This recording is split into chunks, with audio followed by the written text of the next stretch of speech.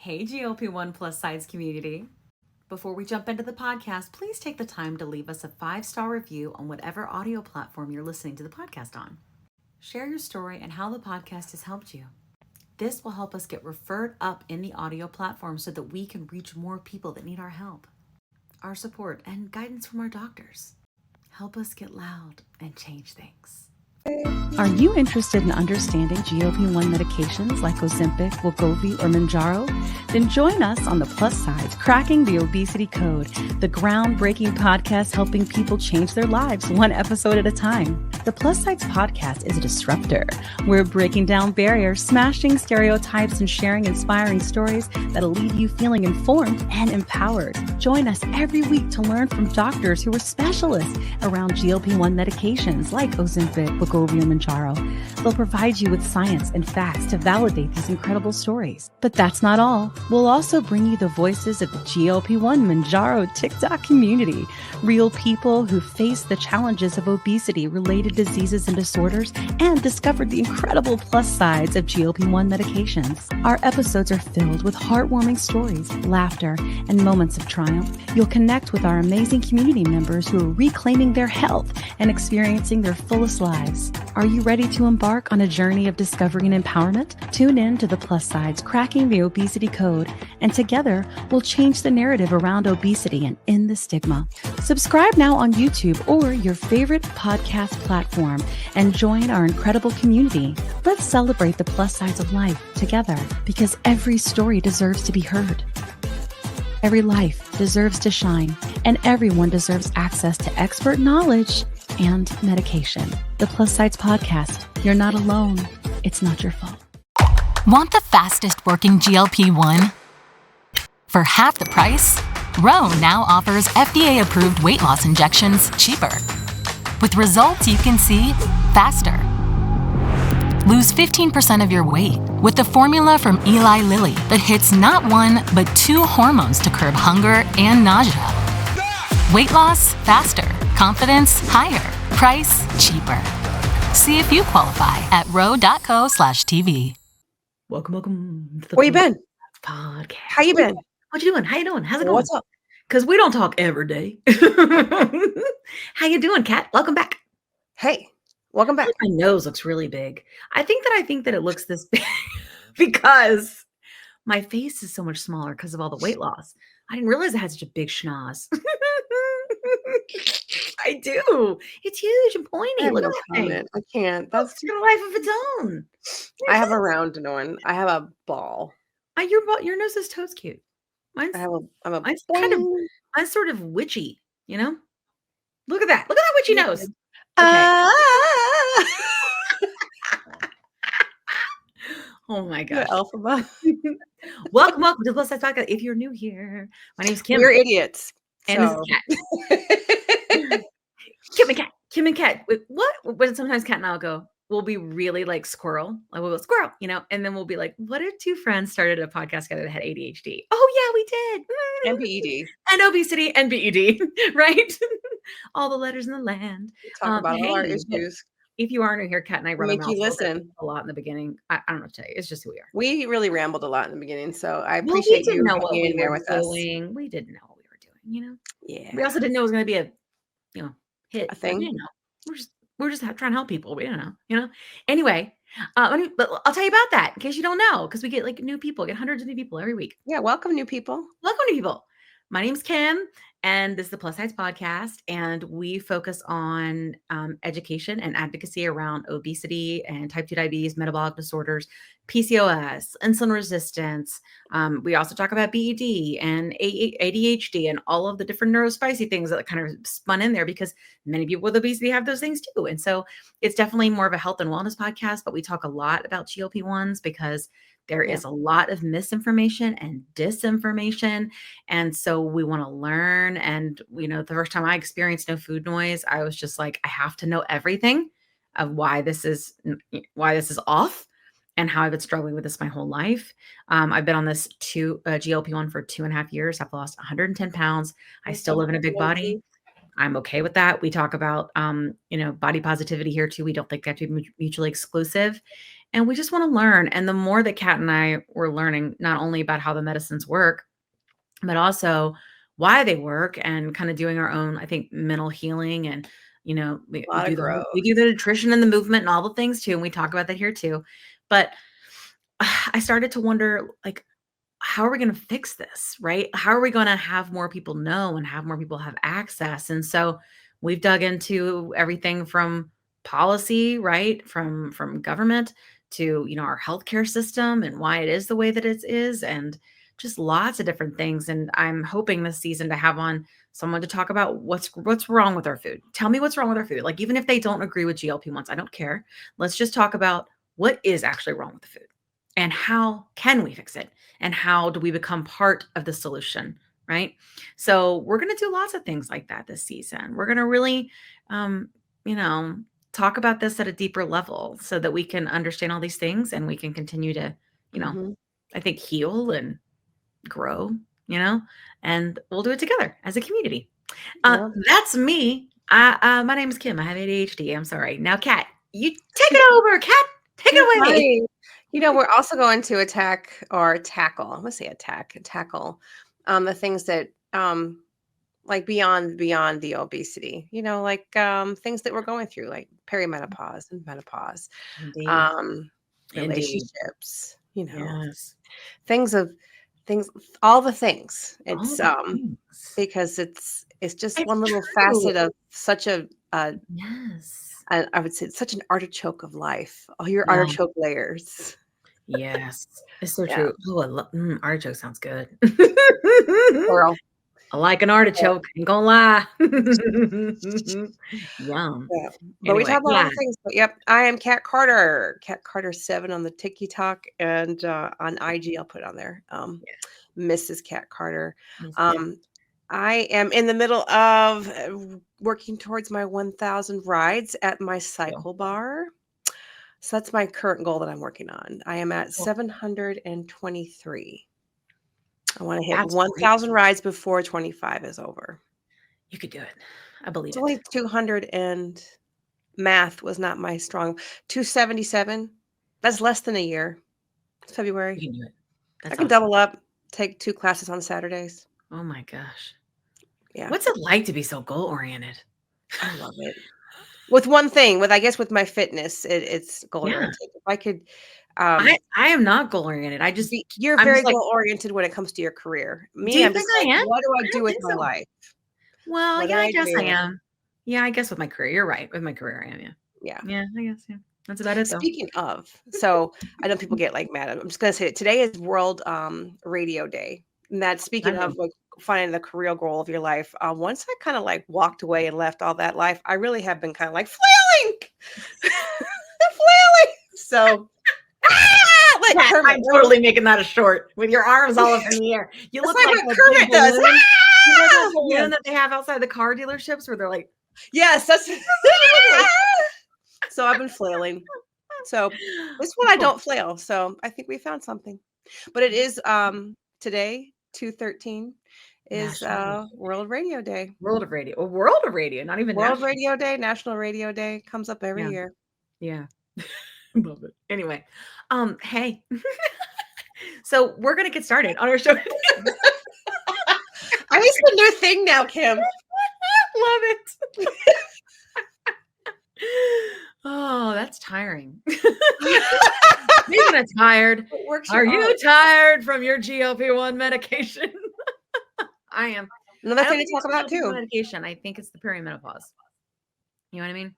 And we're also going to talk about that. So we got doctors. We're going to have doctors on about the perimenopause, about the menopause, about GLP-1s, and your kids, your grown kids. We're all going through all these life changes. Yeah, we're talking about and also I think in general, we just have continued, I think, to learn more emotionally.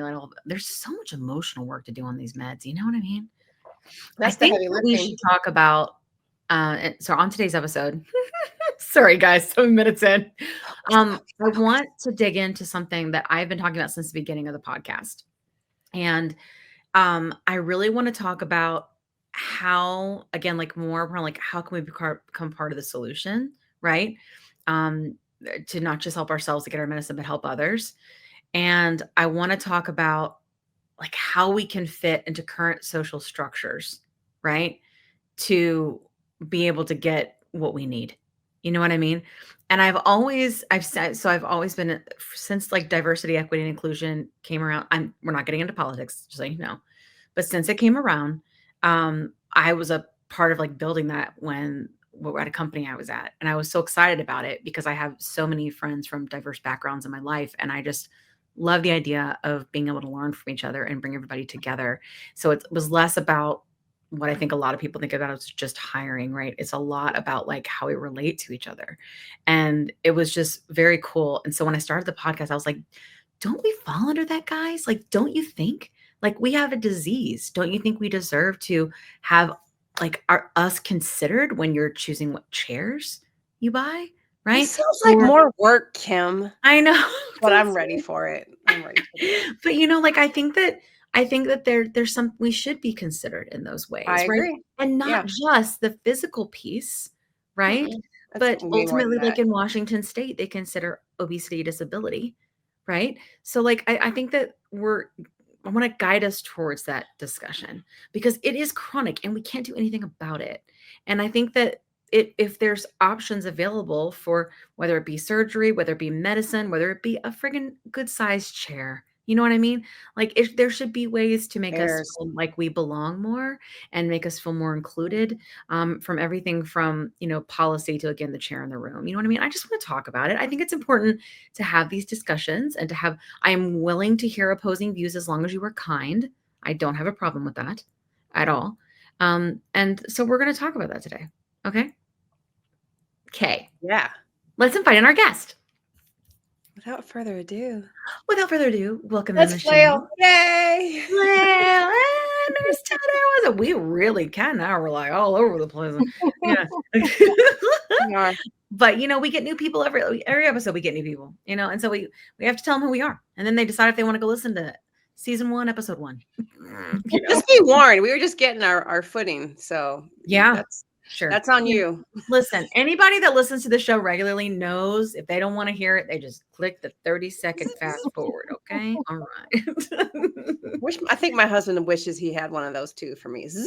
Oh, I know my husband does. I want one for him, but I can't do that because my husband's autistic. So he's really, really being very careful about how he talks to me, kind of slow, because he wants me to understand, right, and get his message across. So he's really trying to slow down and say it in the right way, and I have to like really focus because like I want to show him like my intent to really understand. You know what I mean?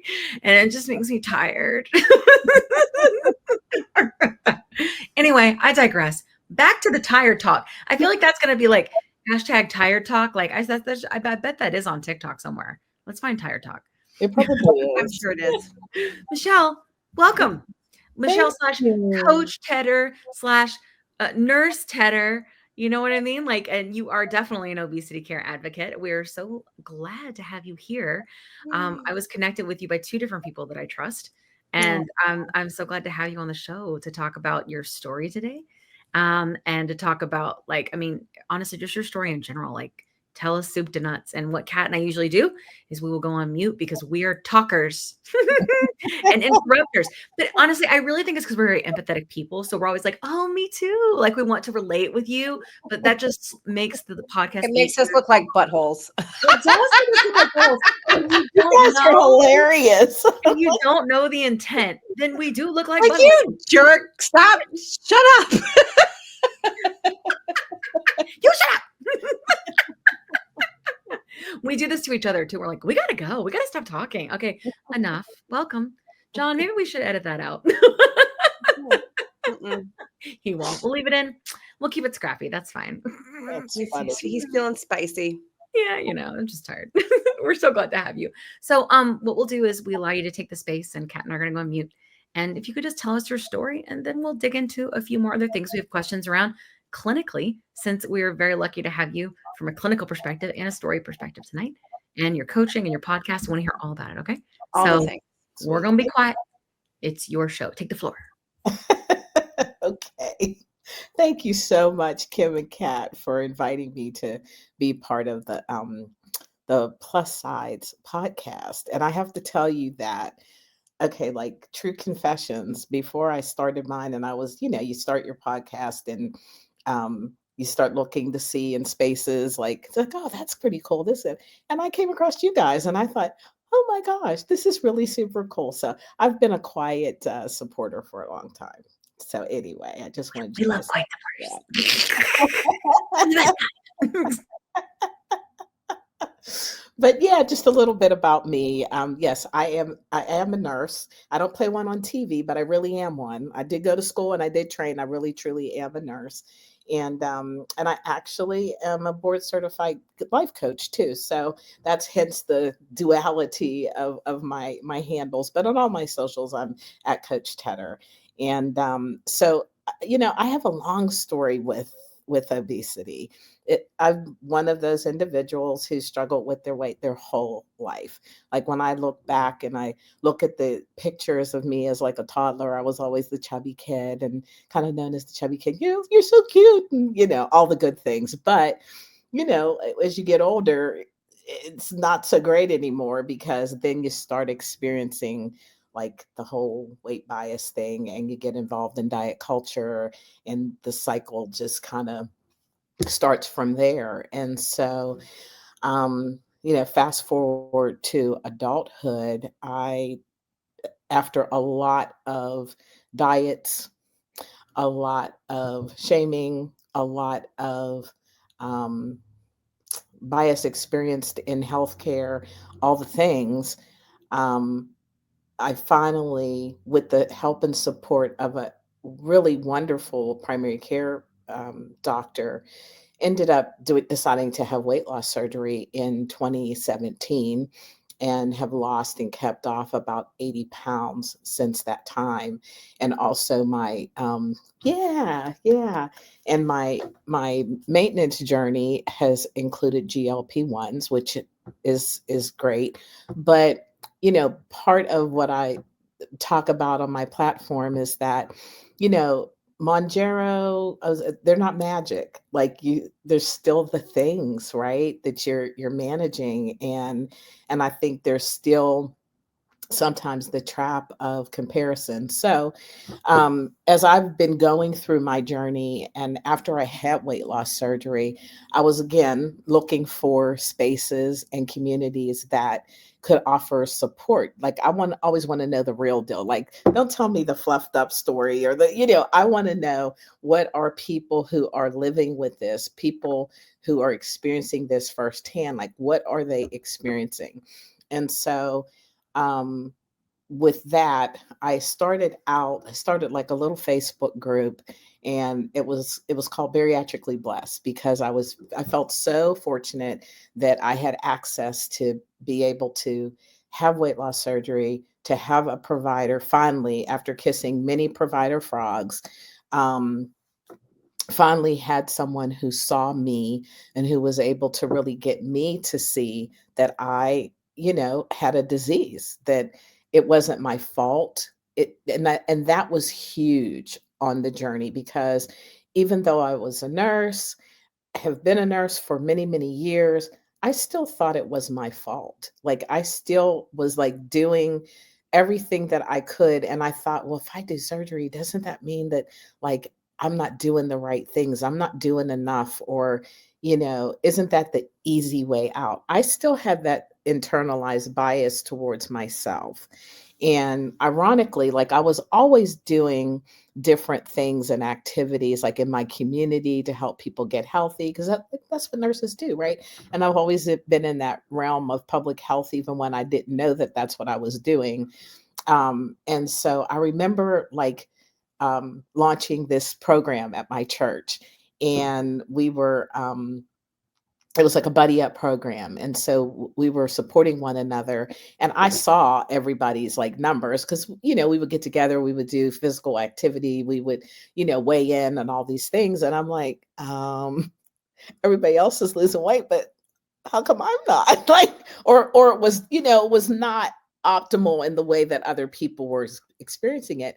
And I'll tell you, that was like really humiliating to me internally because I'm like, how are you how are you, Miss, like public health, public awareness, helping people, nurse educator, all these things, and you can't crack the code on your own obesity? Like, what the hell? Like, that was where I was. And so I started this Facebook group after I had weight loss surgery, because I was finding that, you guys know, there's a lot of voices in the space, but not all of them are reliable. There's a lot of misinformation. And I thought, you know what? I'm like, you're a nurse, you're well trained. You could start a space and help people to talk about this. So that's what I did. More recently, and I don't want to leave out the fact that in that time frame, I started looking for other reliable places, organizations, and things. And that's how I ended up finding the OAC, the Obesity Action Coalition, because they have been in existence for, well, at that point, it was 13 years. Now they've been in existence for 20 years. But at any rate, at that time, they had been around. And I remember making the phone call, and this wonderful young lady, she answers, and we must have had a conversation for like an hour. And I thought, oh, these are my people. Like, this is wonderful. And she goes, you should come to convention. And I said, well, I think I will. And that was it. That was the beginning. So I've, been an active advocate with them since probably 2018 or 2019. And now I sit on their national board of directors, because my advocacy has gone to that level. And then about 3 years ago, I found out about another conference called Healthy Voices, which is sponsored by J&J. And so a friend of mine told me about this Healthy Voices conference. It was right before the pandemic. And so you have to apply, and they have to, invite you to come or whatever. So that first year I was waitlisted. And so never thought about it again, because I thought, well, okay, maybe it'll happen someday, maybe it wouldn't. Well, in 2023, I think it was, I get this random email saying, hey, we'd love for you to come to the conference. So I'm like, oh my gosh. So that was another tribe of people who understand, because that conference is specifically for advocates. And that really solidified in my head, like, Michelle, like, you're an advocate in this space. And you need to embrace that this is who you are. And you're really passionate about people wanting to have appropriate information and education so that they can make informed decisions about their health. And so that was the first year. Well, then the next year I went, and they have something called an impact award.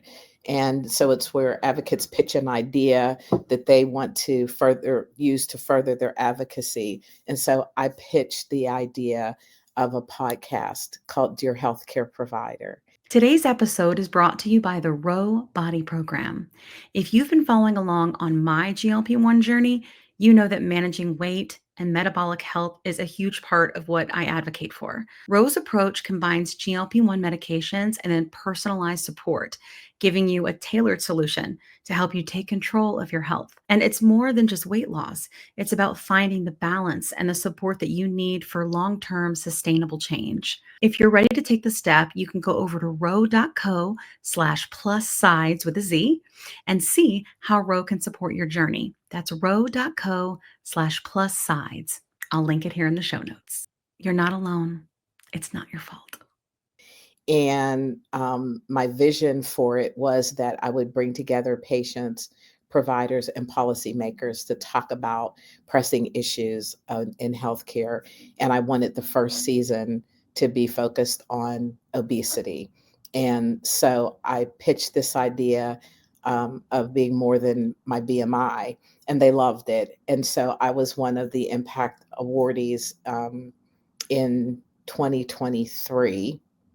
Yeah, I must have gone in 2022 the first time, in 2023. And so I launched Dear Healthcare Provider in September of 2024.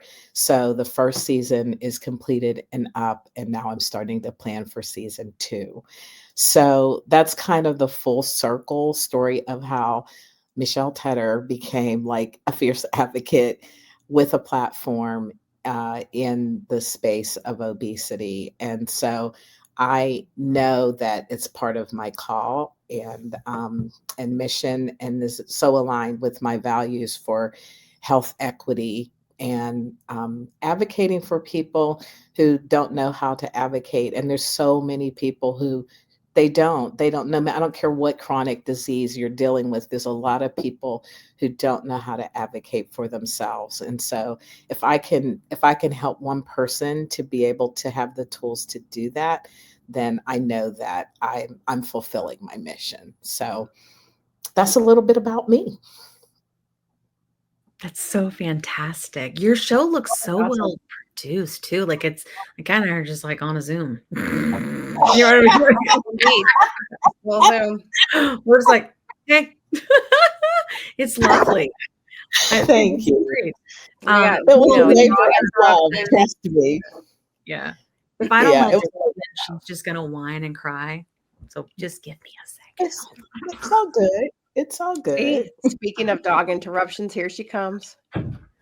Here comes the princess. Oh. This is Dixie. For those who are listening on this, can't see how cute she is. But she's like, oh, she's adorable. What kind of dog is she, Kim? She's a sheepoo. Oh, she's adorable. Look at her. She's like, wait a minute, is she a cross between a Shih Tzu and a poodle? Mm-hmm. I call her a shoodle, but that she's a sheepoo.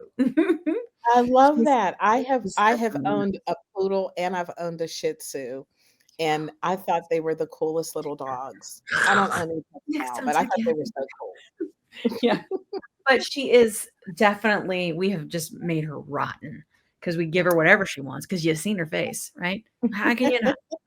And so then she's like, I want to come inside. I want to do this. I want to do that. I want the cheese tax. Like she has this like just, cheese tax. When the cheese drawer opens, the puppet comes looking. So true. Sorry for the interruption. It's we okay. can or we'll just leave it in. It's normal. This is my life. You know what I mean? So she's a cheese tax collector. Like she is a cheese tax collector. Yes. And so now what's her name? Her name's Dixie. Dixie. Aww. Yeah. I just always wanted a dog named Dixie. Probably because I'm Southern. I don't know. You know. Anyway, but I digress. So, we're so happy to have you here. I love this story. I thought it was so interesting. I think that when you meet people who like get it, who understand the struggle and stuff, it's like really, it's really cool because you're like, I don't know, you just feel caught. You feel seen, right? And I think that that's hard to achieve in any way, but certainly I think with this disease, and it's so misunderstood. You know, I don't know if do you know Corey in our community? Corey? I don't think so. So Corey made a video about how she was on a plane recently, and that the two people that she sat with specifically called her out to tell her they were so happy she wasn't large or a baby, because they didn't want to sit next to a large person or a baby. And Corey looks very small right now, but that's because she's in maintenance. You know what I mean? Yeah. And she was like, I didn't know what to say. Like, I was mortified, you know? She's like, and there were several obese people around us. Like, it's, you know what I mean? And just stuff like that. And I was like, it'd be so cool. We did a live the other night. I was like, it'd be so cool if we could like think of what to say in those moments. Right. Because sometimes it's, you know, like, cause if I had been spicy, I would have been like, actually, I used to be really fat 2.5 years ago. Now I'm just a little fat. You're lucky. You want to talk about it? I'm one of those fat people. Actually, from my diabetic friends, like, you know, like that's me. Wow. Let's talk about it, you know. But only if I was feeling like very spicy. Honestly, the times when since I've been learning how to advocate, I advocate for my son, I advocate for my husband. I rarely advocate for myself. It's very hard, don't you think? I know so much, and not because I'm super smart. It's because I interview experts every week. You know what I'm saying? So like I've learned a lot, and I've put them all together and kind of formulated the story and like how I would tell it versus others would. And it's like, it's very hard. It really is, to be able to stand out, especially when you were so used to trying to kind of think blend in and not stand out in this way, you know, to be able to know what to say, you know. I don't know. What would you say? Do you have any ideas? Well, it's funny that you bring this up because my family is dealing with a very terrible situation that just happened.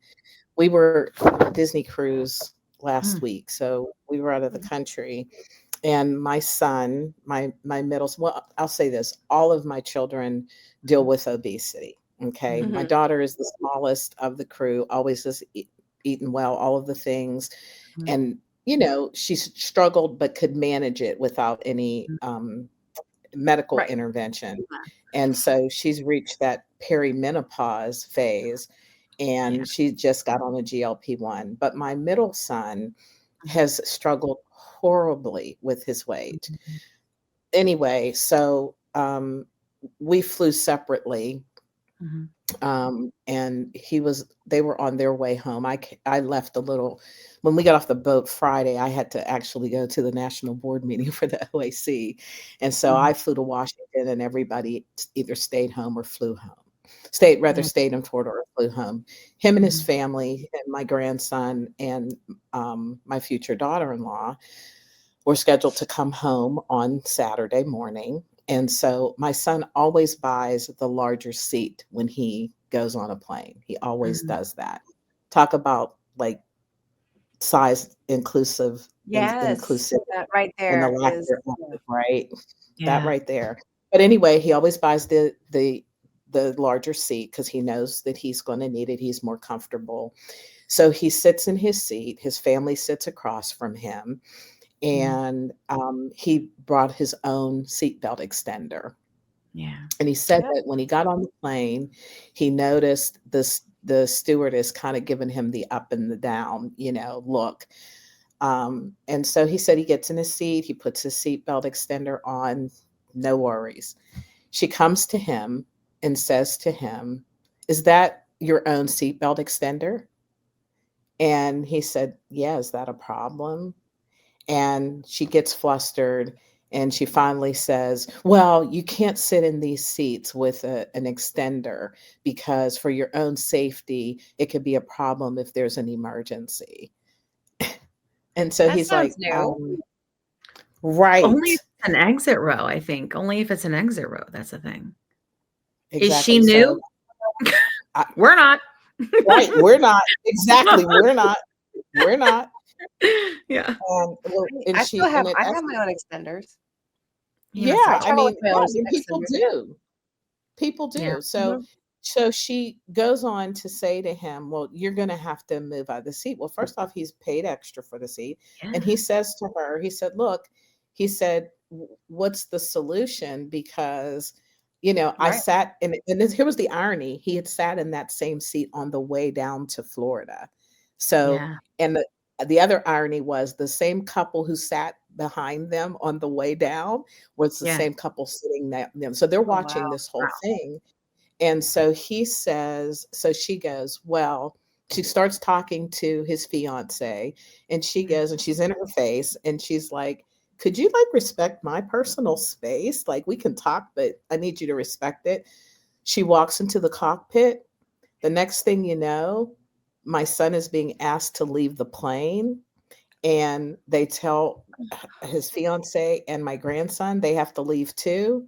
What? And oh yeah, it's awful. Like we're really like we're Gosh, probably Michelle, I'm going to so sue him. sorry. It was That's awful, and he was humiliated. He was oh, I can't even humiliated. imagine. Yeah, and so when he gets to up to the top of the gangway, Yeah. the police are waiting. And he's like, what is happening? And if you knew my son, in fact, he's on one of the episodes of Dear Healthcare Provider. It's the one that Okay, good. talks about policy. Cool. And he's like, what is the issue? And he's crying, you know. I would be. So they're like, Oh my well, they god. said you were uncooperative. He goes, I was asking what was the solution.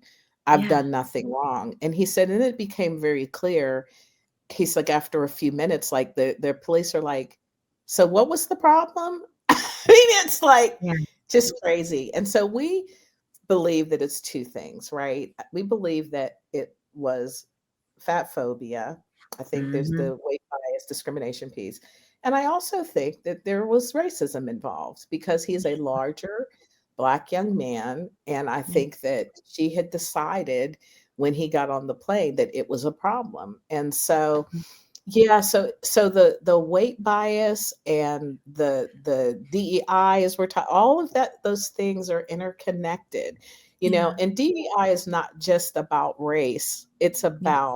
It's about size, Yeah. it's about gender, Yeah. it's about sexual, identity. It's about a lot Mhm. of things. And It is. so, yeah, and so I think that we And it's have to also be not just about hiring. Like, I think that a lot of people are under this like misconception that it's also about hiring.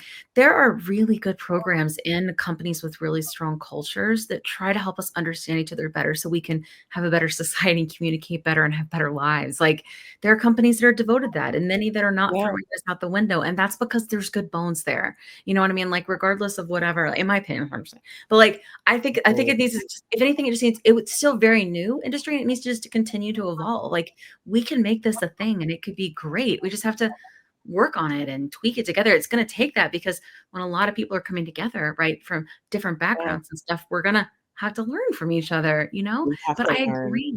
Yeah. We have to Tell learn. me like more about that. Like, how do things work? Like, in term, or do you know about Obesity Action Coalition, if they are doing anything with DEI or they're in that place at all? Because I feel Yeah, like there's a place for us there. there's a big place. So Yeah. about maybe 2 years ago, the OAC started something called Stop Weight Bias. Like, it's a Mhm. whole like separate page on their website called Stop Weight Yeah. Bias, and they're looking at different areas, right, of Yeah. bias and inclusion. And so they look at it from the workplace, they look at it from education, they look at it from like online spaces like this, Mm. in the media, and those kind of things. It's a wonderful resource. So, Okay. anybody who's watching it, stopweightbias.com, like, Yeah. you can get a plethora of information about Right. it. We put it in the And show notes so, for resources as well. yeah, yeah, Yep. and so I think that, the Obesity Action Coalition was birthed because they wanted to create the space to do advocacy around people who were living with obesity, which is why they're awesome. I love them. It's a great organization to be part of. And I would say, if you're living with this disease and you haven't yet, you need to join. It's free to join, or if you want a higher tier um, uh, membership, I think it's like $25 or something for the whole year. So it's nothing like major. It's not going to break your bank account. I don't think so. So Yeah. anyway, right. But they definitely are very much a voice in the space of diversity, equity, and inclusion, as from a broader sense. Because I Yeah. think that many people are misinformed. Yes. Kim, I heard you saying that, in a previous job that you worked in. And so people always think that it's just about black and white. And I'm like, well, Yeah. diversity, equity, So, inclusion is so much bigger than that. I Yes. think on all levels, I always say, if everybody was just like me in the world, it Mhm. would be not good. It would be just like boring. Like, you know what I mean? Like, So we boring. right. Yes. yes. So Absolutely. Like that whole variety adds spice to life. That's real. That's a real thing. it's Really. Like, real. legitimately, that's what makes my life rich is being around people that think differently and look differently, right, than me. Like, Yeah. I love people that make me go, hmm, and just Yeah. think about things a little bit different. Like, Mhm. and I just think clearly, like, the whole podcast is about that, right? Like, Yes. I love that. I think it's super important. And It's really, I really hate to important. think that it's become, I won't get into politics. I'm just saying, I hate Don't, to don't think get that me don't they've get me made it started. just about like from a hiring perspective and just about like Yeah. this federal piece that's going on right now, because I've been talking about this since we started the show.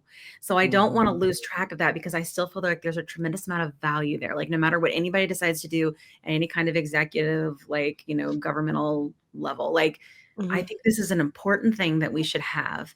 And I think Yes. that there is a place, like you said, in terms of people with sides. Like I know my son and my husband have autism. Well, my husband's autism probably won't be as recognized in this, I would say this generation, right? But my son's will, because my son was diagnosed earlier. He's been in a lot of programs, like it's all documented and all these different things. So as Right. he continues to like get jobs and things like that and wants to feel included and belonging, there's things in place to protect him, right? To help him be successful, to give him whatever leg up or whatever accommodation that he needs and deserves. right? Because everybody Exactly. deserves to have a rich, full life and be able to enjoy their job and do well and make money and support their families, So Mhm. I think that these programs are very important. And I do think that obesity, because of the way the right bias is with weight bias, with fat bias, it's so thick, right? And I don't That's think we realize how thick it is. mhm. I really don't. And when I realize it, when something I say goes viral and Yeah. people go, blah, blah, blah, go to the gym, blah, blah, blah. You Blah, know what I blah. mean? Like, and the stuff that they say, I mean, sometimes it is the nastiest, ugliest things, like the pieces of humanity that make me sick, like will be in those comments. But Yeah. it is an opportunity, right? Like to kind of talk about it and let's Mhm. tease it out. Let's double click right on it and see like, why are we saying this? Where is this actually coming from? And how can we do better? Well, I think the issue too, Kim, is that so everybody, and I'm like, and you're a liar if you say this is not true. All of us have implicit bias in Yeah. Yeah. some way or another, Tell right? us about what that is. Can you explain that to us so we understand or Yes, everybody yes. understands? Yeah. Implicit Yes. bias is biases about, certain maybe people, certain beliefs, certain cultures that we say. So if I say like all Black people are lazy, it's like Mhm. it's like, excuse me, Yeah. like that's not true. And where did you get that from? And I think that unless we are willing to admit that we have those implicit biases and check them and figure out, well, where did that come from? Yeah. Like, where did it come from that I believe that, I don't know, that I don't know, white women like flowers. I mean, you know what I'm saying? Like whatever. Yeah. I get Yeah. it. No, I get it. It's Like there. Yeah. it's there. And I have so it. I have it. I do. Like we all have it. we You all know? have it. Yeah. And so I think that's the first place we have to start, is to stop Yes. denying that we're all subject to implicit bias about Yes. certain things, right? And Why do so you think that is? Why do you think we have it? I have an opinion, but I'm curious to yeah, yours. I think there's multiple things. I think Mhm. that depending on what your upbringing has been, I think Mhm. there's that. Mhm. I think that societal messages externally that we Mhm. have gotten, I think that that influences some of our implicit bias, right? Yes. I think that even maybe on some level, some of our very real lived experience can take Yeah. us to a place of holding certain implicit biases that we need to Yep. be able to challenge, right? Yeah. Challenge. So That's I the key. think there's multiple reasons why we have it, Yeah. but for us to deny it is an atrocity, not only for Yeah. you in terms of your ability to grow in your thinking and your experiences, but it's an atrocity to society. Yeah. Yeah, I agree. I think it's really important. I think that if we didn't examine these things in society, we would be as far as long as we are now. You know what I'm saying? Mhm. Like, if we really look back at where society was 100 years ago, we've progressed Yeah. significantly. You know what I'm saying? And I think that having the ability to examine and go, maybe we could have done better, maybe we could have done things differently is really important. And if we can put a lot of stuff aside and really figure out how that is and listen to each other, I think that's something that's really missing in the world right now. It really is. And I Really and I think that and I know I don't want to be like political, but I no, think that what yeah. we're seeing is a movement back towards those things that those Mhm. of us in this space, I mean, Yes. we're having very real conversations and saying like, look, this Yes. is bull. We know Yes. what it is and what it isn't, Yes. right? Right. But there's still, unfortunately, Mhm. apparently, a large group of individuals Mhm. who have still bought into both implicit and explicit bias Yeah. for various reasons. And people are Yes. Yeah. driven because sometimes marginalizing people is Mhm. a way for you to have power. Do you Yeah. know what I'm saying? It's like or to make you Yes. feel powerful or Sure. to Yeah. you see what I'm saying? So Yes. that's a driver also, I think, Mhm. of these biases that we have. Mhm.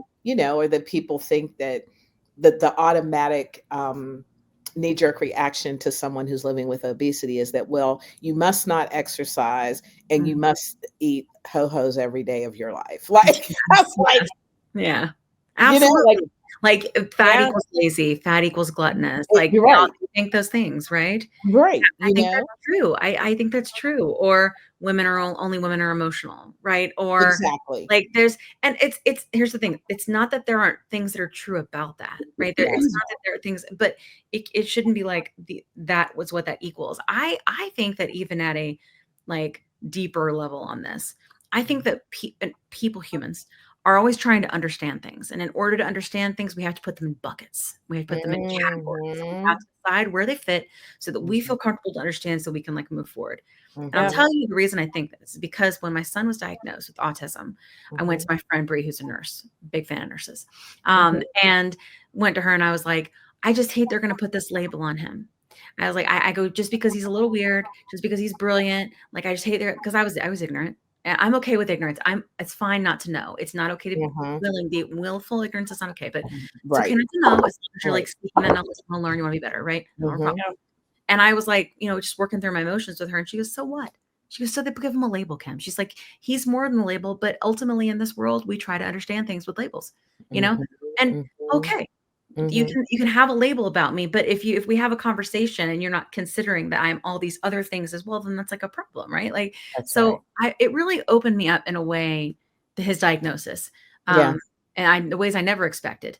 In terms of, that's a really good point. My youngest son, and my kids are grown, but my youngest son is how did you, because I said, when you said it, I said, I've got to tell him this because I love the way you said, what you say, we're neurospicy around here.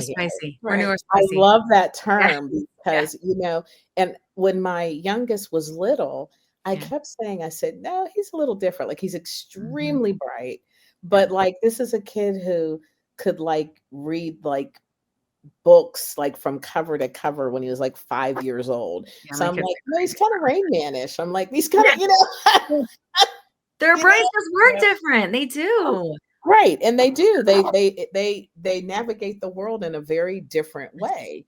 And that's okay. But I think the other thing, Kim and Kat, that I believe is that we fear what we don't understand. Absolutely. That is a human characteristic. Yes, indeed. Yeah. Yes. Right.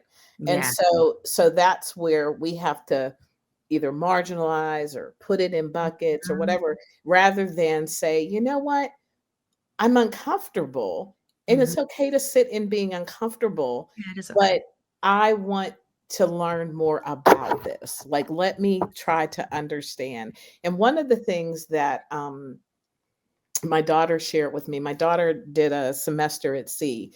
And so she went to 10 different countries. And one of the visiting professors on her boat was Desmond Tutu. Hey, Plus Siders. We're so glad that you were able to tune in for part 1 of the episode. Part 2 will be posted next week. We look forward to seeing you then. Have a great week. And remember, you're not alone. It's not your fault.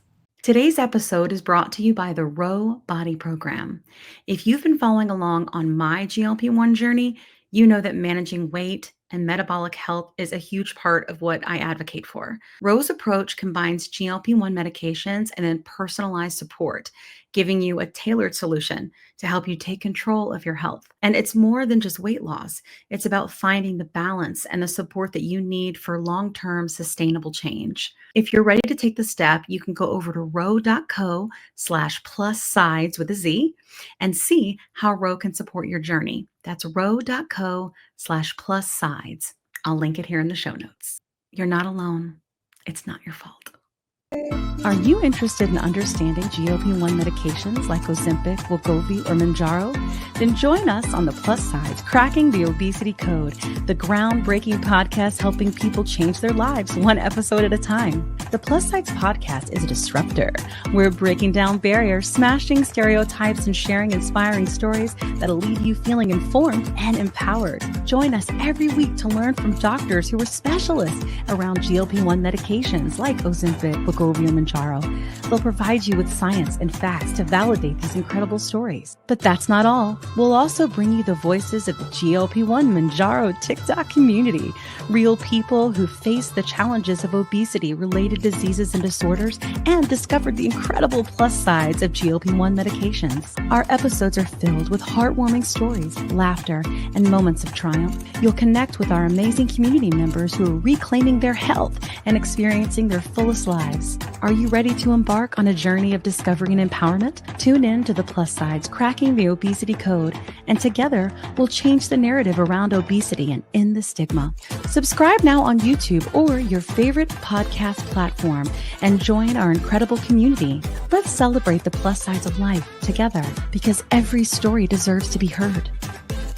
Every life deserves to shine, and everyone deserves access to expert knowledge and medication. The Plus SideZ Podcast. You're not alone. It's not your fault.